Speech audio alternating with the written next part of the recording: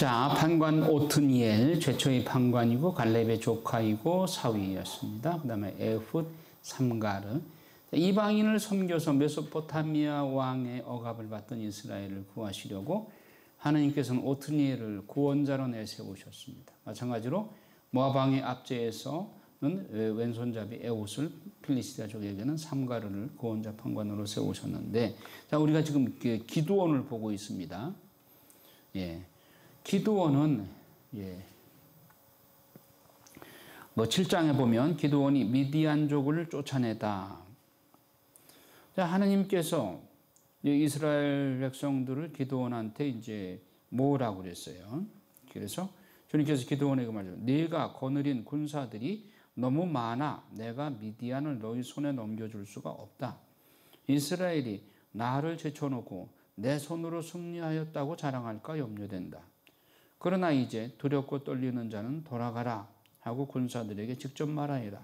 기드온이 그렇게 하고 나서 사열을 해보니 군사들 가운데는 22,000명이 돌아가고 10,000명이 남았다. 자, 하나님은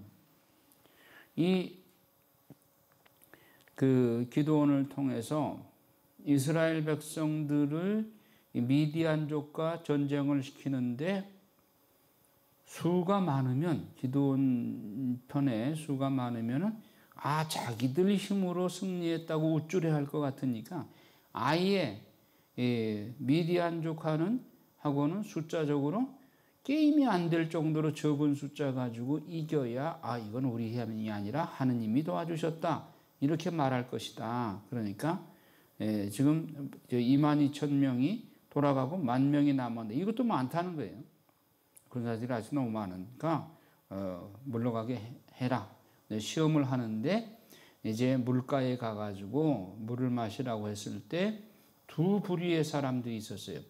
개가 물을 핥듯이 물을 핥아 먹는 사람들이 있고 또 무릎을 꿇고 물을 마시는 사람들이 있었어요. 자, 이거를 보면 여러분들이 손에 총을 쥐고서 물을 마시려면 어떻게 해야 돼요? 개가 핥듯이 이게 물을 핥아 먹어야 되겠죠. 그런데 무기를 내려놓고 물을 손에 떠서 마시는 사람들, 군인 정신이 어느 쪽이 더 투철한 거예요? 그렇죠. 예, 무기를 손에 놓지 않고 물을 개가 핥듯이 핥아 먹는 사람들이 군인 정신이 투철한 것이죠. 군인은 잘 때도 병기를 손에 놓지 말라고 그러죠. 전쟁터에서. 그래서 그 개가 핥듯이 물을 핥던 사람들이 300명밖에 안 돼. 자, 그러면 그 300명만 남기고 나머지 다 돌려보내라. 그런데 상대방 미디안족은 숫자가 얼마냐? 12절에 보면 미디안족과 아말렉족과 모든 동방인의 수는 수많은 메뚜기채처럼 평야에 널려 있었다. 그들의 낙타들도 바닷가에 모래처럼 헤아릴 수 없으면 낙타가 모래처럼 많고 백성들의 숫자가 메뚜기처럼 많았어요. 그런데 기드온 쪽에는 300명이요. 이 300명 가지고 아무리 정예부대라고 해도 인간의 힘으로는 이거 이길 수 없는 거죠.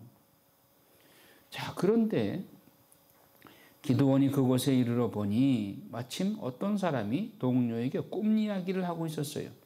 그가 이렇게 말하였다. 내가 꿈을 꾸었는데 보리빵 하나가 미디안 진영으로 굴러오지 않겠는가? 천막에 다다른 그 빵이 천막을 치니 그것이 쓰러져 버리더군. 위아래가 뒤집히니 천막이 쓰러져 버린 것이지. 그 미디안족의 그 천막이 보리빵 하나가 굴러가고 다 쓰러져 버린 거예요. 그러니까 이거는 하느님이 역사하신다는 것이죠. 이 꿈 이야기를 한 거예요. 그 동료가 대답하였다. 그것은 저 이스라엘 사람 요아스의 아들 기드온의 칼이 틀림없네. 하나님께서 미디안과 그 모든 진영을 그의 손에 넘겨주신 것일세. 그 꿈 이야기와 해몽을 들은 기드온은 경배하고 나서 이스라엘 진영으로 돌아 말하였다. 일어나시오. 주님께서 미디안 진영을 그대들의 손에 넘겨주셨소. 이제 확신을 얻은 거예요. 기드온은 300명을 세 부대로 나누고, 이거 300명 그 적은 숫자를 세 부대로 나누는데 100명, 100명, 100명씩 나눈 거예요. 각 사람 손에 나팔과 빈 단지를 들려주었다. 단지 속에는 횃불이 들어있었다. 예, 단지 속에 횃불을 들고 100명씩 세 파트로 나눈 게예요. 예. 그리고는 그대들은 나를 보고 있다가 똑같이 하시오. 이제 내가 저 진영 끝에 가서 하는 대로 똑같이 하시오. 내가 거느린 모든 이와 함께 내가 나팔을 불면 그대들은 온 진영 사방에서 나팔을 불며 주님을 위하여 기도원을 위하여 하고 외치시오. 자, 한밤중에 그들이 갑자기 나팔을 불면서 손에 든 단지를 깨트리니까 속에 있는 횃불이 확 이게 비춰온 거죠. 깜깜한 밤중에 나팔 소리와 함께 횃불이 그냥 환히 세 군데에서 그냥 뭉치로 이렇게 나오니까 미디안족이 아무리 수가 많아도 놀래 자빠지는 거죠. 예. 그러면서 진영을 둘러싼 채 제자리를 지켰다. 그러자 진영은 온통 갈팡질팡 아우성치고 도망치기 시작하였다. 300명이 나팔을 부는 동안에 주님께서는 온 진영에서 적들이 저희끼리 서로 칼을 들이대고 밀고 싸웠다. 그래서 이들이 이거를 자중질환이라고 해요. 자중질환. 적군이 저희들끼리 서로 치고받고 싸우다가 죽는 거예요. 하느님의 이 구약 역사에 이 자중질환이 일어나는 게 많아요. 나중에 히즈키야 왕 때 아시리아의 18만 5천 명이 군사가 예루살렘을 빽둘러쌌어요. 그런데 그때도 하나님께서 이사야 예언자가 이제 히즈키야 왕하고 같이 이렇게 책사로서 일을 할 때였죠. 그런데 이사야 예언자를 통해서 하나님께서 걱정하지 말라고 해라. 싸움은 내가 하는 것이다. 한밤중에 막 18만 5천 명이 아시리아 군사들이 서로 치고받고 싸워가지고 저희끼리 다 죽었어. 그리고 그 이튿날 그 장군이 임금이었는데 임금이 자기 나라에서 내란이 일어났다는 소식이 들리니까 그 가짜 소식이었어. 그 소식을 듣고 부랴부랴 이 장군은 또 도망가듯이 자기 나라의 아시리아에 돌아가는데 자기 아들한테 칼에 맞아 죽어요. 하느님의 역사죠, 이거는. 그 이스라엘 히즈키야 왕의 이스라엘 군들은 정말로 병기도 보잘것도 없었고 아무것도 없었어요. 군사들도 없었고 그냥 그들은 가만히 있다가 하느님이 하시는 일을 지켜만 보고 승리했어. 이런 일이 너무 많은 거예요. 여러분 6.1 전쟁 기억하시나요? 예, 연세가 많은 분들은 다 기억하시죠. 이스라엘이 아랍 15개 나라가 이집트가 총주장이었죠. 그래서 이스라엘을 공격하려고 1967년도에 그렇게 침공을 하려고 할 때 당시 이스라엘의 수상이 다이안 장군이었어요. 다이안 장군 에꾸눈. 난 지금도 그 사진이 기억이 나는데 에꾸눈 장군이었는데 이분이 전쟁 전문가들한테 승산에 대해서 한번 점쳐봐라 그랬더니 백발백중 실패한다. 왜냐하면 저 나라는 아랍은 15개 나라가 똘똘 뭉쳐가지고 이스라엘을 침공한다고 그러니까 이스라엘은 승산이 없는 거예요. 세상적으로 봐서는. 그래서 다이안 장군이 기도하면서 자기가 아모스서 9장 15절 귀절을 적어주었어요. 예, 아모스 한번 찾아볼까?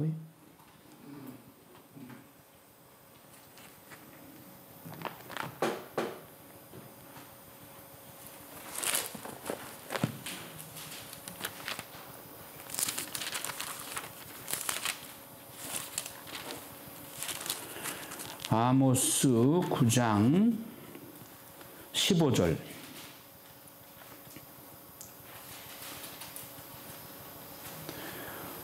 읽어볼까요? 내가 그들을 저희 땅에 심어 주리니 그들은 내가 준 이 땅에서 다시는 뽑히지 않으리라. 예, 그 13절부터 쭉 보면 보라 그날이 온다. 그리고 흩어졌던 내 백성들을 내가 다시 내 성읍으로 모아들이리라. 그리고 포도밭을 갖고 포도를 마시고 과수원을 만들어 과일을 먹으리라. 내가 그들을 저희 땅에 심어주리니 그들은 내가 준 이 땅에서 다시는 뽑히지 않으리라. 이 말씀을 병사들에게 호주머니에 쪽지를 적어서 주면서 너희들 전쟁 중에도 가끔씩 이거 꺼내서 읽어라. 그리고 기도해라. 그러니까 결국 이 내용은 뭐예요? 흩어졌던 이스라엘 백성들을 다시 고국으로 모아들여 다시는 뽑히지 않게 하겠다.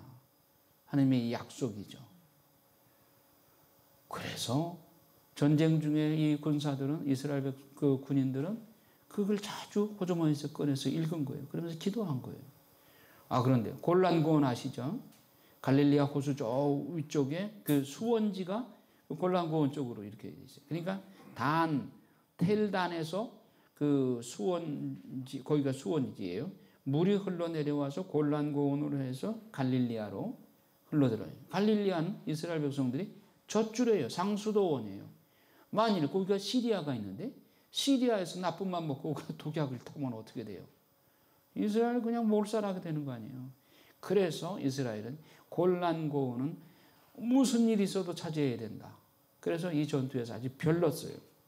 그런데 그 골란고원이 비가 많이 안 오고 그러니까는 그 나무가 다 이렇게 없고 그 먼지가 막 일어나고 그러잖아요. 그때 6.1 전쟁 때 무슨 일이 일어났느냐? 회오리 바람이 불어가지고 그 흙먼지가 적군, 아랍 군대에 눈이 앞이 안 보이게 그렇게 흙먼지가 회오리 바람이 이렇게 날린 거예요. 그러니까 적인지 아군인지 모르고 그냥 찔러댄 거예요. 저희끼리 싸우다가 죽었어, 다. 6일 만에 전쟁이 끝나. 왜 6.1 전쟁입니까? 제7일째는 안식일이니까. 안식일은 꼼짝 못 하잖아요, 자기들이. 그러니까 안식일 날 이 아랍 사람들 적군이 요 놈들이 안식일 날은 아무것도 안 하는구나. 그러니까 요 날을 기점으로 해가지고 공격하자. 그래가지고 희생 많이 당했어요. 마카베오 상군에 보면은 안식일 날 자기들은 안식일법 지키다가 적군이 쏘는 화살에 다 맞아 죽었어. 이래서는 안 되겠다. 안식일 날도 우리 싸우자. 나중에 그렇게 하지만은 그래서 안식일 날 쉬기 때문에 6일 만에 전쟁을 끝내자 해가지고 다이안 장군이 그래서 6일 동안 전쟁을 하는데 6일 만에 끝났어요. 그래서 6.1 전쟁 때 차지한 게 시나이산 다 차지했죠. 시나이반도 그 에집트 땅이었는데 그거 다 차지했죠. 골란고원 차지했죠. 아주 중요한 땅 차지했어요. 또 요르단, 지금 요르단 나라가 있죠. 요르단 그쪽도 이스라엘이 거의 다 뺏겨뜨렸어요. 이거 다시 다 찾았어요. 6.1 전쟁 때 차지한 땅이 많아요. 넓어요.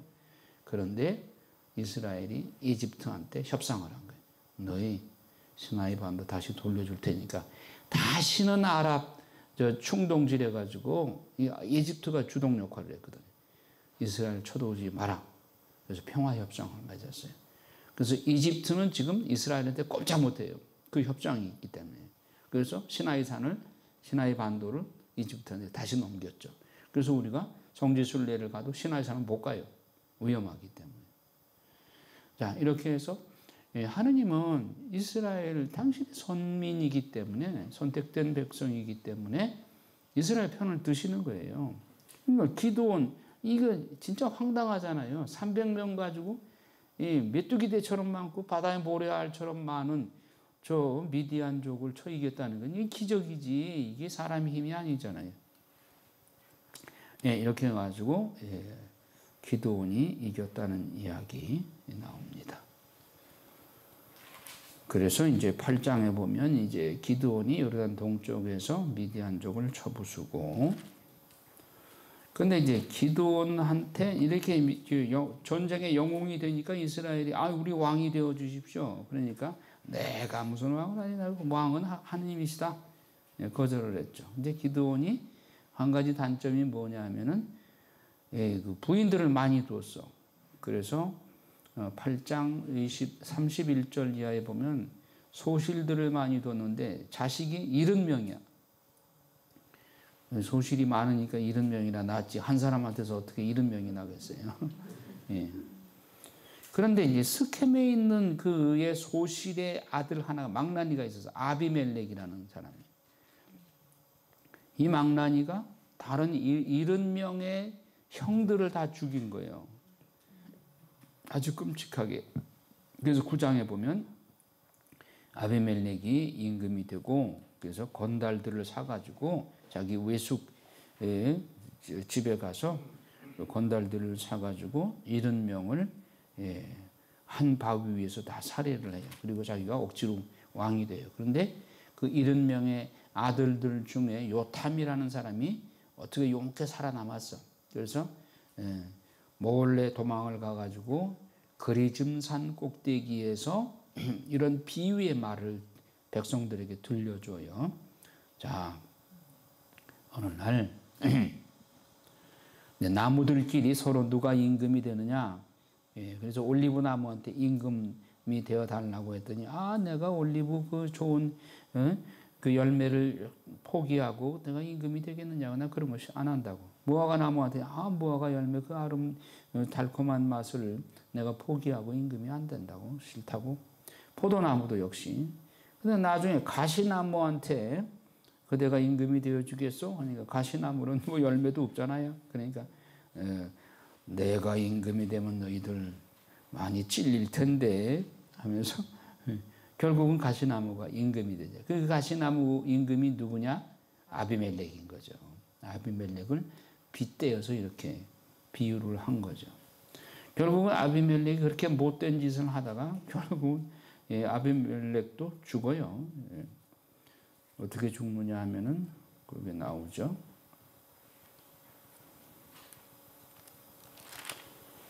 아비멜렉이 죽은 얘기가 그 9장 53절에 나오죠. 어떤 여자가 맷돌 윗짝을 아비멜렉의 머리 위로 던져서 그의 두개골을 부수어 버렸다.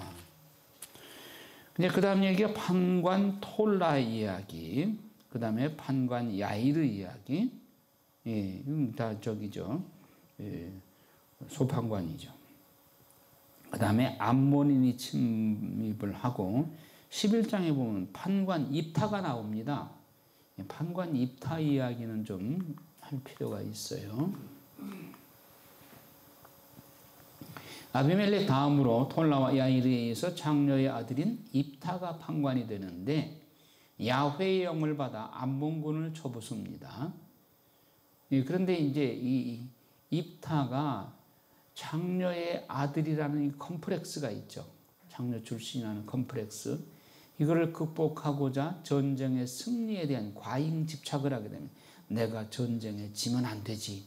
내가 전쟁에 이겨서 내가 이 컴플렉스를 만회를 해야지. 그래서 이 입타가 하느님 앞에 맹세를 합니다. 지금 중요한 전쟁을 치르러 나가는데 이 전쟁에서 이기기만 한다면 주님께 제가 소원을 하나 하겠습니다. 당신께서 암몬 자손들을 제 손에 넘겨주신다면 제가 암몬 자손들을 이기고 무사히 돌아갈 때 저를 맞으러 제 집 문을 처음 나오는 사람은 주님의 것으로 바치겠습니다. 이겁니다. 그 사람을 제가 번제물로 바치겠습니다. 이거 안 되는 거죠. 인신제사를 하나님이 언제 원하셨어요? 이 인신제사는 이거 몰록신에게 바치는 거예요. 그런데 이 입타가 과잉 충성하느라고 하나님한테 이런 약속을, 쓸데없는 약속을 한 거예요. 그런데 전쟁에 승리하고 돌아가는데 제일 먼저 자기 집에서 환영하러 나온 게 누구예요? 외동딸이에요, 외동딸. 그러니 입타가 내 딸아, 내가 나를 짓눌러 버리는구나. 바로 내가 나를 비탄에 빠뜨리는구나. 내가 주님께 내 입으로 약속했는데 그것을 돌이킬 수가 없구나.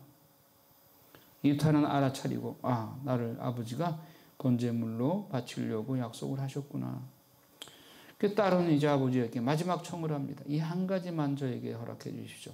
2달 동안 말미를 주십시오. 동무들과 함께 길을 떠나 산으로 가서 처녀로 죽는 이 몸을 두고 마음껏 고기나 하렵니다.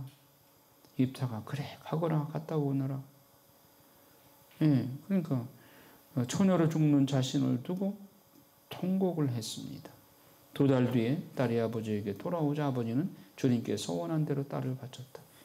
그 딸은 남자를 낳은 일이 없었다. 이로부터 이스라엘에 한 가지 관습이 생겼는데 해마다 이스라엘의 딸들이 집을 떠나 길르앗 사람 입타의 딸을 생각하며 나흘 동안 애곡하는 것이다.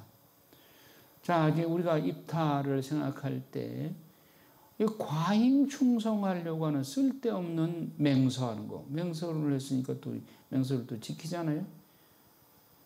네, 그러니까 이거는 하나님이 원치도 않는 제사를 하나님 앞에 괜히 약속을 하고, 이걸 생각하니까 꼭 요한 세례자 목을 친 저기 있잖아요. 헤로데 안티파스. 그 사람이 자기 살로메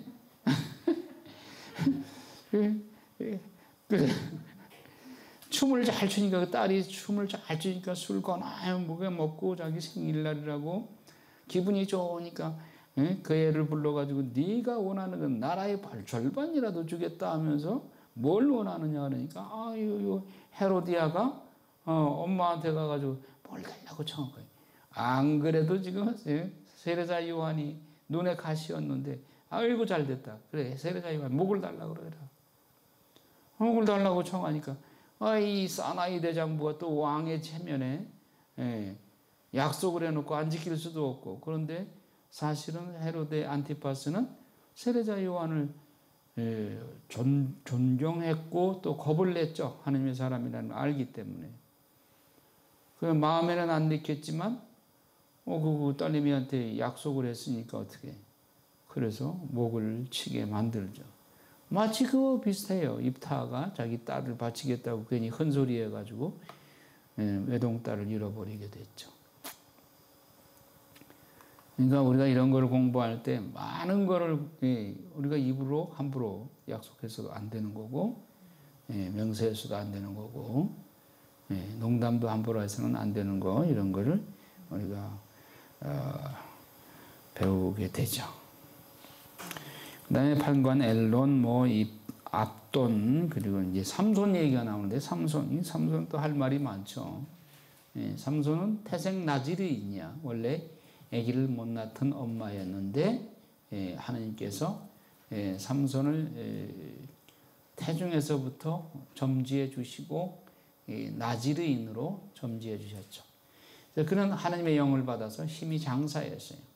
그래서 필리스티아 사람들을 대적하는데 여인 들릴라의 유혹을 받고 이 또 여자의 약한 사람이야 삼손이. 여자 때문에 망했죠 이 사람.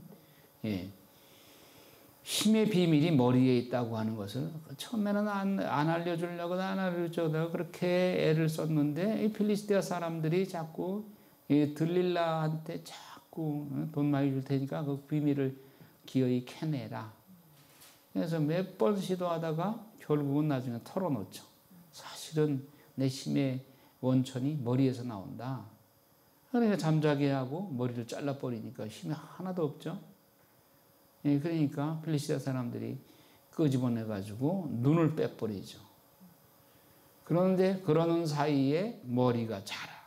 다시 힘이 다시 살아나게 됐죠. 그러니까 눈이 장님이 된 상태로 부하에게 나를 저 다곤 신전 기둥에다가 세워줘라. 그래서 양팔로 다곤 신전을 밀어서 다곤 신전을 쓰러뜨리죠. 그 다곤 신전에서 축제를 지내던 수많은 사람들이 결국 다 깔려 죽죠. 물론 삼손도 깔려 죽고 결국은 삼손이 맨 나중에 가서는 하느님께 자기 잘못을 뉘우치고 비참하게 죽는 그 모습으로 끝이 나죠.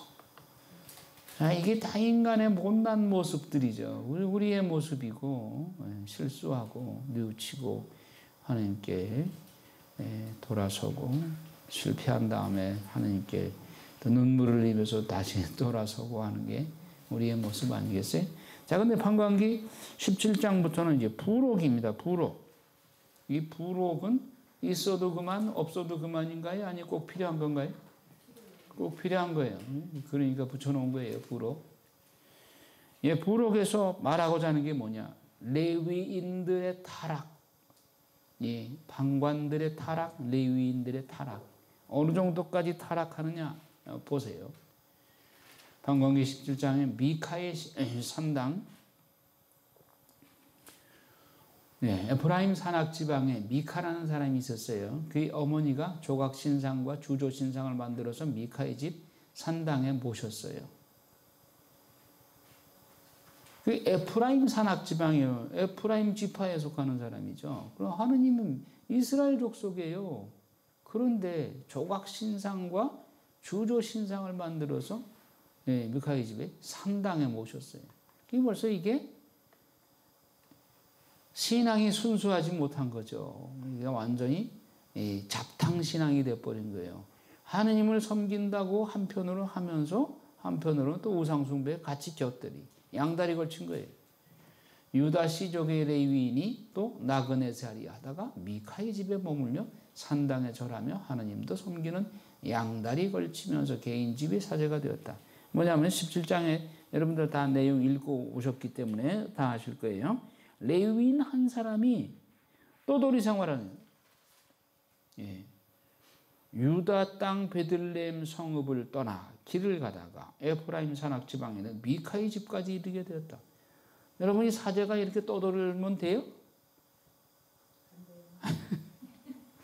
레위 지파의 사제가 이리저리 방랑하는 게 어디 나를 잘 대접하는 데가 없나.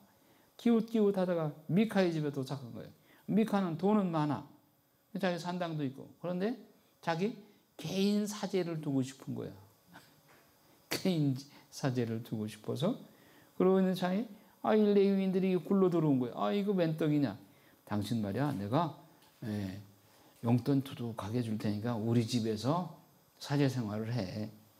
그랬더니 또 옳다거나 또 그러겠다고 거기 눌러 있는 거예요. 나와 함께 살면서 나에게 아버지와 사제가 되어주시오. 용신의 아버지가 되고 사제가 되어주시오. 1년에 은 13켈과 옷가지와 양식을 드리겠소. 레위인은 그 사람과 함께 살기로 하였다. 그리고 그 젊은이는 미카의 아들 가운데 하나처럼 되었다. 미카가 레위인에게 직무를 맡기니 그 젊은이는 미카의 사제가 되어 그의 집에 머물렀다. 그러자 미카는 레위인이 내 사제가 되었으니 주님께서 틀림없이 나에게 잘해 주실 것이다. 착각도 유만부동이지. 하느님 뭘 잘해줘. 자, 18장에 보면 땅을 찾아 나선 단지파. 자, 이 단지파가 말이죠. 지난번에 이제 지도에서 봤듯이 필리스티아 사람들이 사는 그곳에 단지파를 배정해 주었어요. 여호수아가. 필리스티아가 이 철기군 가장 강력한 그런 주민들이에요. 그러니까 거기에 대항하기 위해서 이 단지파의 숫자가 많았어요. 지난번에 살펴봤듯이. 그만큼 이길 수 있는 병력을 하나님께서 주셨건만 이들은 그게 힘겹다고. 어디 좀 편한 데 없나. 그래서 정탐꾼을 보내고 저 위쪽 북쪽 아까 텔단 얘기했죠. 갈릴리아의 그 수원지 거기가 텔단 거기 단 지파 있는 고개예요. 거기까지 올라간 거예요. 이 탐정꾼들이. 거기 가보니까 정말 평온하고 그건 뭐 단지파의 병력 가지고는 충분히 거기를 다 몰아낼 수가 있겠어요. 그래서 거기까지 올라간 거예요. 그래서 자 이쪽으로 이주하자. 그래서 이제 단지파가 그쪽으로 이주를 합니다. 11절 이하에 보면 에프라임 산악 지방을 가로질러 이제 미카의 집을 거쳐서 이제 가게 되는데 단지파가 이제 이동해 가다가 미카의 집에 도착을 한 거예요. 그래서 미카의 집에 가보니까 웬 사제가 있어. 그래서 그 사제를 납치를 하는 거예요. 그래서 미카에게 19절에 보면 19절에 그들이 그에게 말하였다. 조용히 입을 다물고 우리를 따라 나서시오. 그리고 우리에게 아버지와 사제가 되어주시오. 한 집안의 사제가 되는 것이 좋소? 아니면 이스라엘의 한 지파, 한 씨족의 사제가 되는 것이 좋소? 여러분 어느 쪽 택하겠어요? 그러니까 미카의 집에 그냥 개인 사제가 되는 것보다 단지파 전체의 사제가 되는 게 더 영예로울 것 같이 보이잖아요. 그러니까 이 사제가 그냥 따라 나서는 거예요. 그러자 그 사제는 마음이 흐뭇해져서 에봇과 수호신들과 조각신상을 가지고 그 무리 한가운데로 들어서. 자, 이 에봇과 수호신과 조각신상은 미카의 것이죠. 미카의 집에 있는 것이죠. 그걸 가지고 나온 거예요. 그러니까 미카가 쫓아오면서 아니 그거 우리 건데 왜 가져가느냐고. 24절에 당신들은 내가 만든 나의 신을 가져가고 사제도 데려가고 있어. 이제 나에게 남은 것이 무엇이란 말이요. 그런데도 당신들은 나에게 무슨 일이요 하고 물을 수 있어? 그러니까 단지파 사람들이 너 목숨이 아깝지 않거든? 조용히 있어. 다른 자손들은 그래서 온 다른 사람들이 목숨을 잃을 수가 있어 하고 위협을 하니까 찍소리 못하고 그냥 돌아가 버렸어요. 그래서 단 자손들은 제 갈 길을 계속 가버렸다. 라이스라는 곳에 가서 정복을 한 거예요. 그리고 단 상업과 성소의 창건을 하게 되죠. 자, 그들은 이제 이 사제와 함께 단의 자손들이 조각 신상을 가지고 갔어요. 그러니까 이 단 지파는 이스라엘 12지파의 하나잖아요. 그러면 하나님을 당연히 섬겨야 되잖아요. 그런데 조각 신상을 갖다가 모셔놓고 있는 거예요. 한쪽 발은 하느님, 야훼 하느님께, 한쪽 발은 요 우상에게 양다리 걸친 거죠. 그들은 하느님의 집이 실로에 있는 내내 미카가 만든 조각 신상을 그곳에 두고 섬겼다. 이건 마치 오늘날로 비유하면 감실 옆에 석가모니 불상 세워놓고 두 양쪽에다 비는 거예요. 이런 모습인 거예요.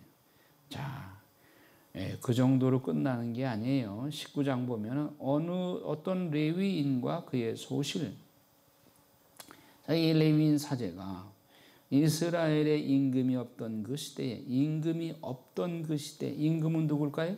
하느님. 이스라엘 사람들이 하느님을 섬기질 않고 그냥 양다리 걸치고 적당히 우상 숭배하고 그럴 때 그 시대에 에프라임 산악 지방의 구석진 곳에서 나그네살이하는 레위인 한 사람이 있었는데 이게 또 나그네살이하네요. 사제가. 그는 유다 땅 베들레헴에서 어떤 여자를 소실로 맞아들였다. 이게 또 첩까지 얻었어. 그런데 그 여자가 남편에게 화가 치밀어 올라서 그를 버리고 유다 땅 베들레헴에 있는 친정으로 돌아가 거기에서 넉 달쯤 머물러셨다. 그러니까 이 남편이 속색이니까 자기 친정집으로 간 거예요. 베들레헴으로. 남편이 또 이 여자를 달래서 데려가려고 베들레헴까지 간 거예요. 그러니까 사돈 영감이 장인 어른이 사위가 오래간만에 왔다고 그래 며칠 묵어 가게 먼 길을 왔으니 며칠 묵어서 기운 좀 차리고 그렇게 가게 하면서 음식을 잔뜩 내주면서 하루만 더 이렇게 며칠을 더 머무른 거예요.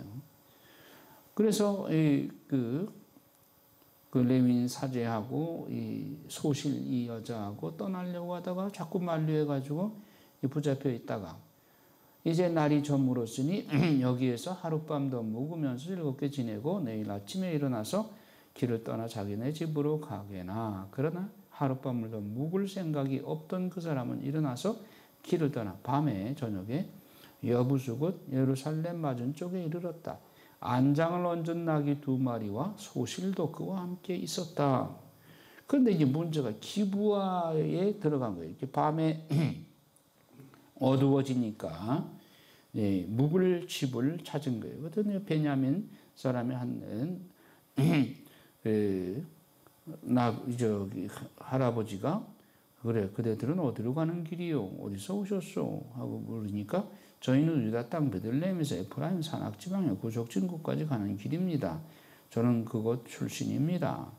하니까 그럼 우리 집에 머물러 가시오. 유다인들은 이게 참 잘 돼 있어요. 그 여행하는 사람들을 자기 집에 받아들여서 그 유숙하게 하는 그 훈련이 잘 돼 있어요. 그건 이제 탈출기에도 그런 얘기가 나오죠. 너희도 나그네살이 했기 때문에 나그네를 소홀히 여기지 말라 하는 말씀이 있죠. 자, 노인이 그에게 말을 잘 오셨소. 모자라는 것은 내가 다 돌보아 드리겠소. 아무튼 광장에서 밤을 지내서는 안 되지요. 하고 맞아들였어요. 그런데 그 성읍의 남자들이 말이죠. 그 불량한 남자들이 그 집을 에워싸고 문을 두드리면서 그 집 주인 노인에게 당신 집에 든 남자를 내보내시오. 우리가 그자와 재미 좀 봐야겠어. 이게 동성연애 하려고 그러는 거예요. 그러니까 집주인이 제발 그 남자는 건드리지 마시오.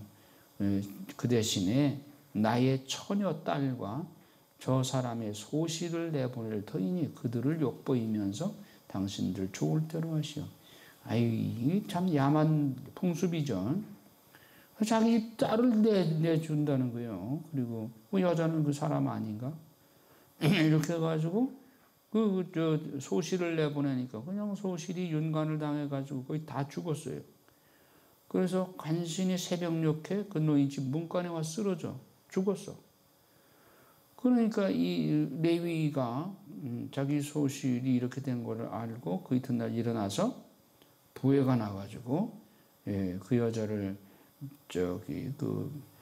태워가지고 가서 12토막을 시신을 12토막을 내어서 12지파에다가 보내면서 자, 이 베냐민 지파가 나의 소실에 대해서 이렇게 나쁜 짓을 했다.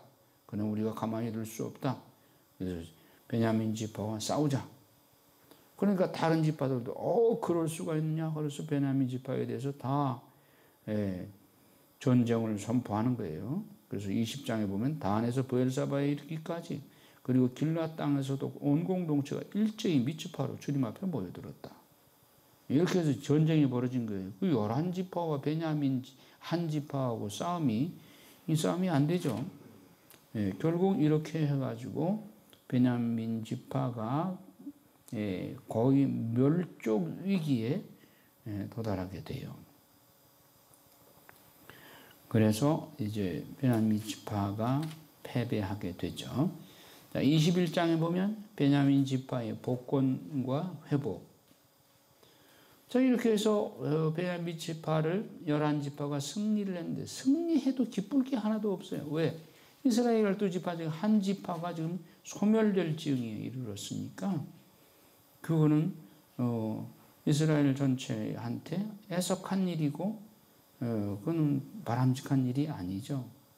그래서 21장 7절에 6절에도 이스라엘 자손들은 자기들의 동족 베냐민을 애석하게 여기며 말하였다. 오늘 이스라엘에서 지파 하나가 잘려나갔다. 우리가 그들에게 우리 딸들을 아내로 내주지 않기로 주님을 두고 맹세하였으니 어떻게 하면 살아남은 자들에게 아내를 구해줄 수 있겠는가? 그러니까 11지파가 공동으로 베냐민 지파에는 저 못된 지파에는 우리 딸들을 주지 말자. 그렇게 약속을 한 거예요. 그러니까 딸을 안 주게 되면 저 베냐민 지파는 그냥 멸족하게 돼 있어. 남자들이 장가를 못 가니까. 그래서 이거 안 되겠다. 그래서 21장 19절에 보면 그들은 마침내 말하였다. 그래 해마다 실로에서 주님의 축제가 열리지. 실로는 베델 북쪽, 베델에서 스켐으로 올라가는 큰 길 동쪽으로 르보라 남쪽에 있었다. 그래서 그들은 베냐민의 자손들에게 명령하기를 가서 포도밭에 숨어 살피다가 실로의 젊은 여자들이 윤물을 주러 나오거든 그대들도 포도밭에서 나와 그 실로 처녀들 가운데에서 한 사람의 여자 하나씩 잡아 베냐민 땅으로 돌아가시오. 어버가라는 얘기예요. 만일 그들의 아버지나 형제들이 우리에게 와서 따지면 그들에게 우리가 이렇게 말하겠소. 우리를 보아서 저들을 관대하게 대해주시오. 우리는 전쟁 중에 아무도 여자를 차지하지 않았소. 그렇다고 당신들이 저들에게 딸을 그냥 내주지는 않았을 것 아니요? 그랬다가는 당신들도 죄를 짓게 되었을 테니 말이요. 베냐민 자손들은 그대로 했다. 그들은 춤추는 여자들을 납치하여 그 가운데에서 저희의 수만큼 아내를 골라가지고 자기들의 상속지로 돌아가서 성읍들을 다시 짓고 그곳에 살았다. 이렇게 해서 베냐민 지파가 간신히 연명을 하고 결국은 12지파 중에 제일 약한 지파지만 또 하느님은 작은 자 안에서 또 큰 일을 이루시죠. 베냐민 지파에서 첫 번째 왕이 나와요. 누구? 사울 왕이 베냐민 지파에서 나와요. 그리고 신약 성경에 절반 가까이를 쓴 신약의 사도 바울이 바로 사울이잖아. 사울이 나중에 바울로 바뀌죠. 예, 사울 왕과 같은 사울이죠. 예, 베냐민 지파예요. 예, 하나님의 섭리는 묘해요. 예, 여기서는요 판관계에서 완전히 몹쓸 지파 멸족 위기에 처했다가 간신히 살아났는데 그 지파에서 또 첫 번째 왕이 나오죠. 또 사도 바울과 같은 대인형 성인이 나왔죠. 예, 하나님이 하시는 일은 약한 자 안에서 큰 일을 이루시고 작은 자 안에서 당신의 영광을 드러내십니다.